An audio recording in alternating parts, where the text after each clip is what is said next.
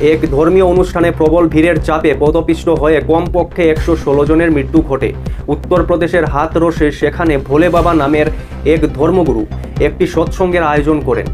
ভক্তদের সামনে এই ধর্মগুরু ভাষণ দেওয়া শেষ হতে না হতেই পদপিষ্ট হয়ে একের পর একের মানুষের মৃত্যু ঘটে। ধর্মসভা আয়োজকদের বিরুদ্ধে এফআইআর দায়ের করা হয়েছে। দোষীদের কোনোভাবে ছাড়া যাবে না, এটার কড়া নির্দেশ দিয়েছেন উত্তরপ্রদেশের মুখ্যমন্ত্রী। যে সময় ঘটনা ঘটে ঠিক তার আগের মুহূর্তে এত ভিড় হয়েছিল, শেষে সৎসঙ্গের অনুষ্ঠান শেষ হতে না হতেই পদপিষ্ট হয়ে একের পর এক মানুষের মৃত্যু ঘটে। তার মধ্যে বেশিরভাগ ছিলেন মহিলা ও বাচ্চা। সব মিলিয়ে মৃতের সংখ্যা প্রায় 116 জনের মতো আছে।